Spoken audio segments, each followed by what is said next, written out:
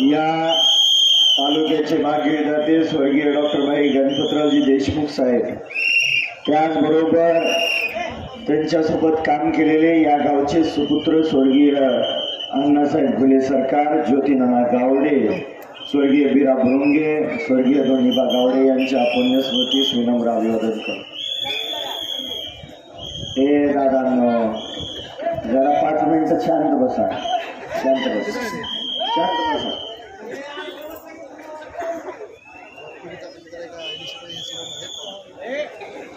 स्वर्गीय आबासाहेबांनी 60 वर्ष कशा पद्धतीने राजकारण केलंय तुम्हा सर्वांना माहित आहे।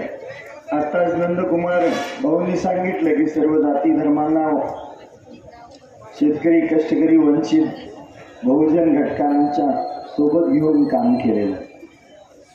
मागच्या 3-3.5 वर्षामध्ये मी असेल, अनिकेत दादा असतील, आम्ही सर्वांनी दोघांनी मिळून या तालुक्यात आणि मतदारसंघामध्ये वाडी वस्तीवरती तुम्हा सर्वांना विश्वासात घेऊन तुमच्या अडीअडचणी सोडवण्यासाठी प्रयत्न केला।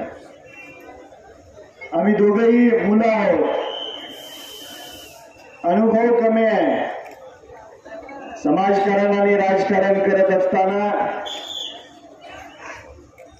आमच्याकडून चुका झाल्या असतील, निश्चितपणे मानव आहे। माणसाच्या जीवन जगत असताना छोटे मोठे चुका होत असतात। तुमच्यासारख्यांच्या 3-3, 4-4 पिढ्या आबासाहेबांसोबत काम केलेले आहे आणि त्या काम करत असताना शेतकरी कामगार पक्षाचा लाल बावटा या तालुक्यात आणि या जवळगाव आणि पंचक्रोशीमध्ये फडकवत असताना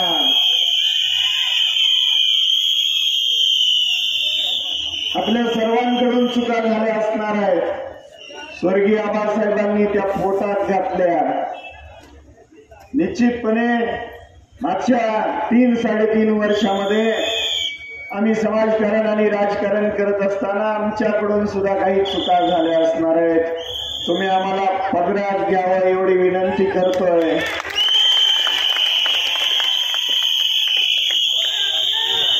या गावातील जी व्यापार पेठमध्ये व्यापारी व्यवसाय करतात, जवळ आणि पंचक्रोशीतील 4 वाड्या 60 वर्षात स्वर्गीय आबासाहेबांनी तुम्हाला संरक्षण देण्याचं काम केलंय, हे विसरता कामा नये।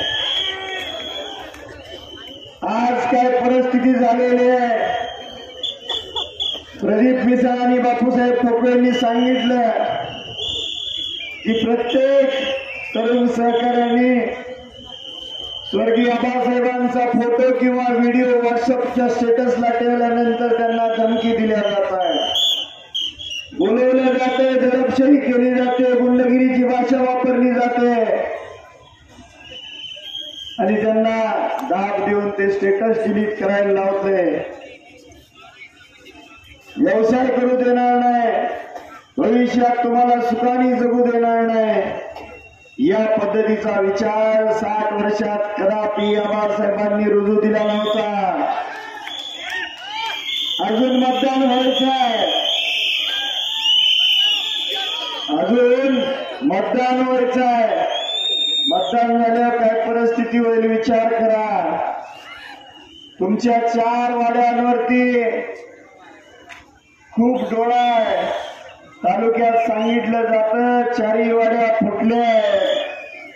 काय जे आहे ते सांगतोय मी तुमच्या समोर, ज्या बातम्या पेरल्या जातात ते तुमच्या समोर मांडतोय। स्वर्गीय आबासाहेबांनी या गावातल्या तळागाळातल्या सर्व जाती धर्माच्या लोकांना आणि 4ही वाड्या वस्त्यावरच्या गोरगरीब जनतेचा कदापि तुम्हाला कुणाच्या दादागिरीचा त्रास होणार नाही याची काळजी घेतलेली आहे। तुमच्या 3-3, 4-4 पिढ्यांची आबासाहेबांनी 60 वर्ष सेवा केलेली आहे आणि आज कुठेतरी तुमच्यावरती ती उतराई करण्याची वेळ येऊन पडलेली आहे। निश्चितपणे ज्या माणसाने आपल्या 3-3, 4-4 पिढ्यांची सेवा केली, आज त्या माणसाच्या पक्षाचा लाल झेंडा फडकवण्याची जबाबदारी तुम्हाला सर्वांवरती येऊन पडलेली आहे.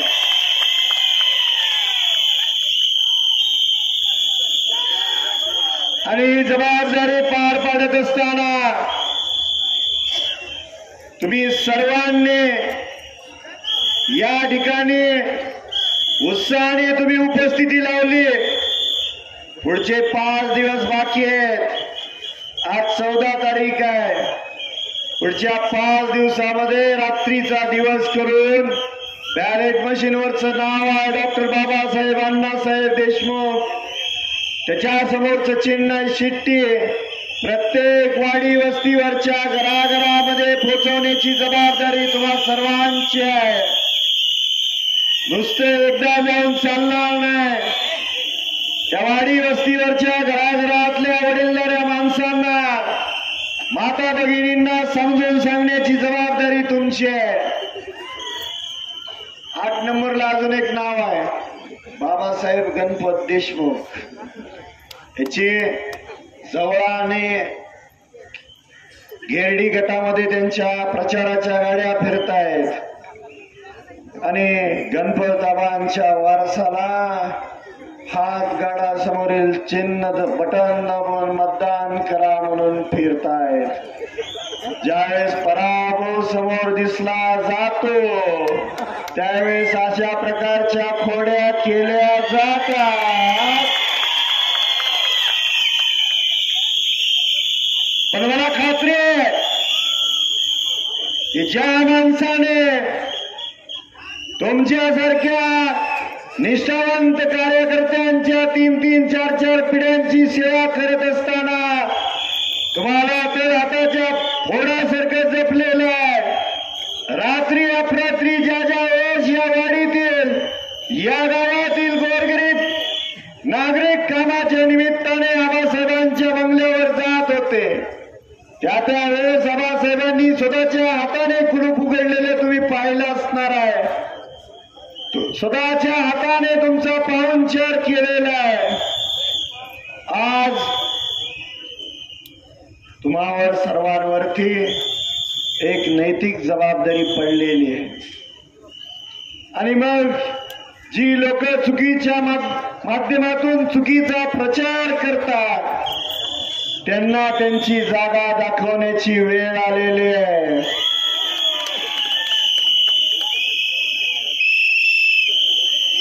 पाणी आणलं म्हणून सांगतात, खरंच पाणी आणलंय का याचा खुलासा मला तुम्हाला करावा वाटत नाही, कारण तुम्ही सर्वजण शुद्ध नागरिक आहात. स्वर्गीय आबासाहेबांनी तुम्हा सर्वांना घेऊन नागनाथ अण्णा नाईकवाडींच्या मार्गदर्शनाखाली पाणी परिषदा घेतल्या आणि त्यानंतर टेंबू आणि म्हैसाळची योजना वास्तवात आणली. बराचसा भाग आपल्या भागातला अजून वंचित आहे. 5 वर्षात यांना जर पाणी आणलं असतं या दोघांनी मिळून तर इथला भाग वंचित राहिला नसता. 5,000 कोटीचा विकास केला म्हणून सांगतात. दोघं एकाच गाडीत फिरत होते. दोघांनी मागच्या 5 वर्षामध्ये तालुक्याचा कारभार बघितलेला आहे. जवळाला यायला तर रस्ता नीट आहे काय? तर कडलाचे आमचे सहकारी बसलेले, कडलाच्या चौकात गुडघे एवढे खड्डे आहेत. तिकडं मौदाला ज्यावेळेस रस्त्याला गाडी लागती, गाडी खडांग खुडूंग करत मौद लागते. जर विकासच करायचा असता तर स्वतःच्या घराकडे येणारा पहिला रस्ता चांगला केला असता. ज्या लोकांना स्वतःच्या घराकडे येणारा रस्ता करता आला नाही आणि दोघं सांगते मिळून आम्ही या तालुक्याचा विकास केला. असू द्या, आपण मान सन्मानच ठेवायचा, ज्येष्ठ आहेत ते.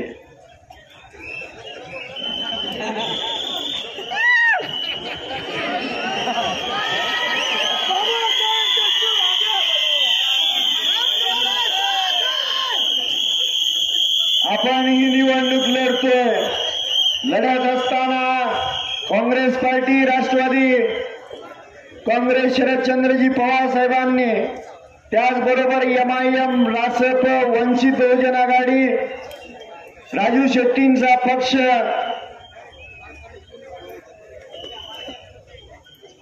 बुद्ध भीमराज प्रतिष्ठान, होलार समाज, उमाजी नाईक समाज, सेक्युलर मुवमेंट, ललित बाबरांची संघटना, अशा अनेक लोकांनी आपल्याला पाठिंबा दिलेला आहे. उद्धवजी ठाकरे साहेबांनी सांगितलं, तिकडे लक्ष देणं आहे थोडं बघा. उद्धवजी ठाकरे साहेबांनी एक वाच्यता केली की अपक्ष उमेदवारांनी मत खाऊन महाविकास आघाडीच्या उमेदवाराला सहकार्य करू नये. आपण त्यांच्यावर बोलणे इतके मोठे नाही, पण तुम्हाला एवढंच सांगतो, हा शेतकरी कामगार पक्ष 77 वर्ष झालं स्थापन होऊन, आणि माझा फॉर्म भरताना बाई जयंत पाटलांच्या सहीची AB फॉर्म माझ्या फॉर्मला जोडलेला आहे. वाईट याच वाटतं की अपक्ष म्हणतात आपल्याला, हिनवलं जातंय, हिनवलं. मत खाणारा आमचा पक्ष नाही, मताधिक्याने निवडून येणारी ही परंपरा 7 वर्षाची आहे. या गावात पुढच्या 5 दिवसामध्ये दमदाटी करण्याची शक्यता नाकारता येत नाही. मतदाना दिवशी बूथ केंद्रावरती भांडणं काढण्याची शक्यता नाकारता येत नाही. पण तुम्हा सर्वांना एकच विश्वास देतो, तुमच्या केसाला सुद्धा धक्का लागणार नाही, याची जबाबदारी आम्ही सर्वजण घेतोय. गावामध्ये मला तालुक्यात लोक सांगतात जवळ्यात बोगस होईल म्हणतात, पण आमच्या सोबत घुले सरकारांच्या घरातला एक वाघ आहे.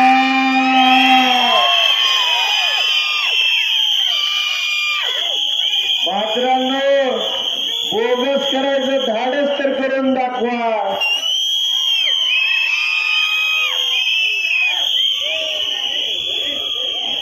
महाविकास आघाडीची एक पंचसूत्री कार्यक्रम आहे, आणि ज्यावेळेस निवडणूक पार पडेल, निकाल लागेल आणि महाविकास आघाडीचं ज्यावेळेस सरकार येईल, त्यावेळेस त्या पंचसूत्रीचं अवलंबन होणार आहे. त्याच्यामध्ये काय माहित आहे का, आता आमच्या लाडक्या बहिणीला 1500 रुपये दिलेले आहेत, आम्ही 3000 रुपये देणार आहोत. महिलांना आज ST मध्ये अर्ध तिकीट दिलं जाते. ज्यावेळेस महाविकास आघाडीचं सरकार येईल, महिलांना मोफत प्रवास केला जाईल. 3 लाखापर्यंत कर्ज बळीराजाचं माफ केलं जाईल. जो कर्जदार आहे, नियमित कर्ज घेतो आणि नियमित वापस करतो मुदतीच्या अगोदर, तशा बळीराजांना वर्षाकाठी 50,000 रुपयेचं अनुदान दिलं जाईल. आज महात्मा फुले जन आरोग्य योजनेतून 5 लाखाचा निधी मिळतो, पण ज्यावेळेस महाविकास आघाडीचं सरकार येईल 23 तारखेनंतर, त्यावेळेस त्याची 5 लाखावरून 25 लाखापर्यंत ती मुदत तुम्हाला दिली जाईल, ते अनुदान तुम्हाला दिलं जाईल. ही निवडणूक शेतकरी कामगार पक्ष का लढतोय, तर तुमच्यासारख्या निष्ठावंत कार्यकर्त्यांच्या 3-3, 4-4 पिढ्यांनी हा तालुका आणि मतदारसंघ एक निष्ठावंतांचा तालुका म्हणून महाराष्ट्राला ओळख दिलेली आहे आणि तीच ओळख आपल्याला अशी ठेवायची आहे. त्या निष्ठेसाठी आपण ही लढाई लढतोय.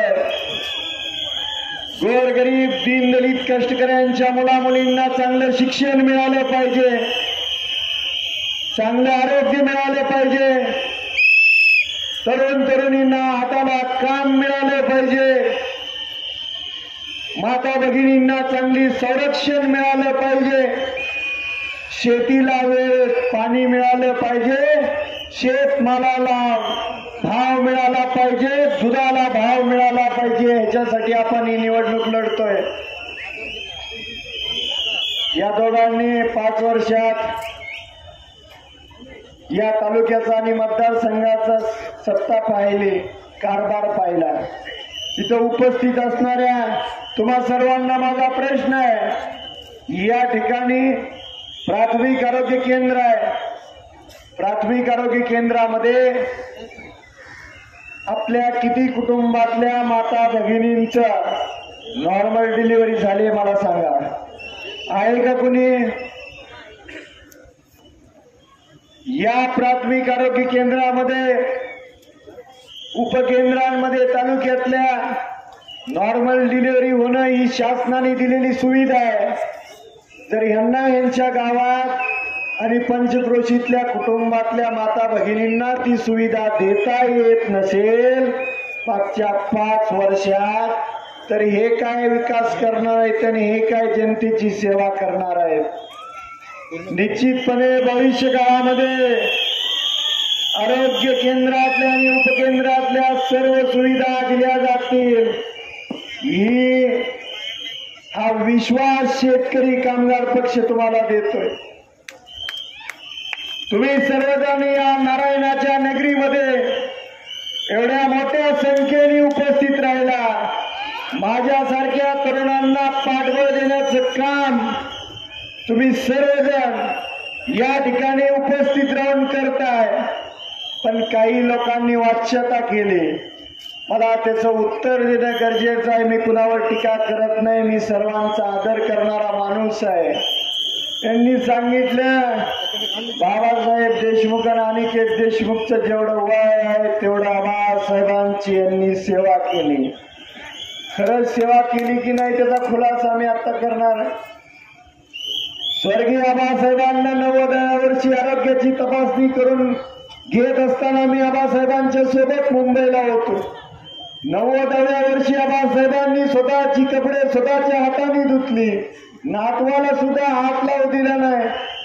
एवढे स्वावलंबी जीवन आबासाहेबांनी जगले. मग यांनी सेवा काय केली मला कळायला मार्ग नाही.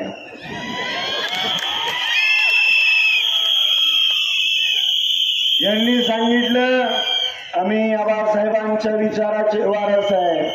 होय आहे. इथं उपस्थित सर्व जनता आबासाहेबांच्या विचाराचे तुम्ही सर्वजण वारस आहात. पण वारसा लावताना काहीतरी तुलना होणं गरजेचं असतं.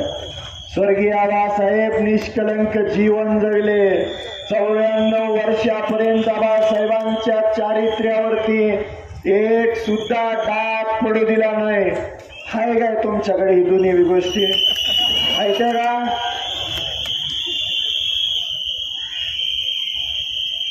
या इथल्याच काही नेते मंडळींनी आता अपप्रचार चालू केलेला आहे की बाबासाहेब देशमुख आता अपक्ष आहे म्हण आणि निवडून आल्यावर बीजेपीकडे जाणार आहे. हे बोलण्याची माझ्यावर वेळ या लोकांनी आणली.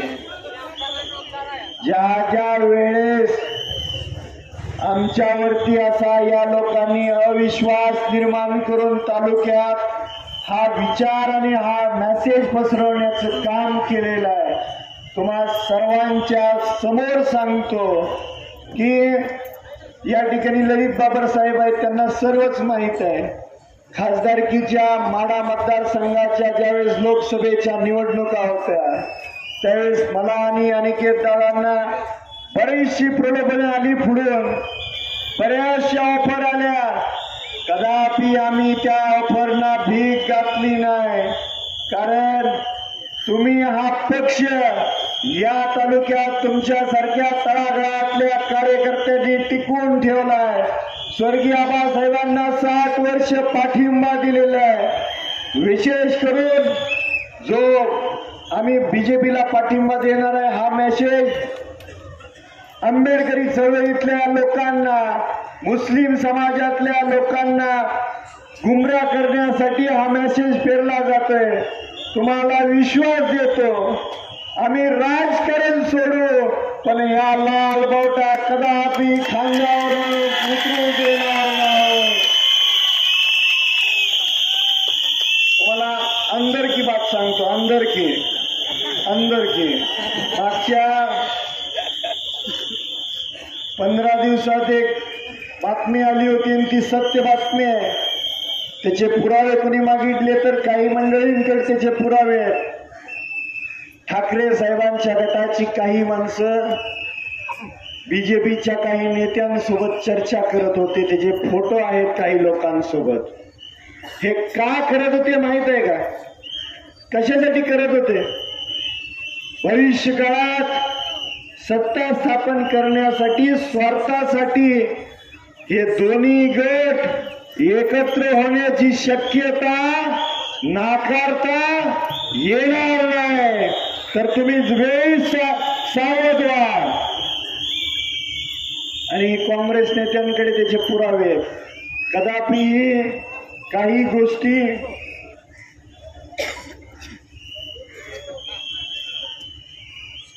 थांबतोय. अनिकेत दादा स्टार प्रचारक आहेत, त्यांना वेळ देणं गरजेचं आहे. पण तुम्हा सर्वांना विनंती आहे, येणाऱ्या 20 तारखेला बॅलेट नंबरवरचं 4 नंबरचं नाव बॅलेट मशीनवरचं डॉक्टर बाबासाहेब अण्णासाहेब देशमुख, त्याच्या समोरचं चिन्ह शिट्टी आणि शिट्टी समोरचं बटन दाबून भरघोस असं मतदान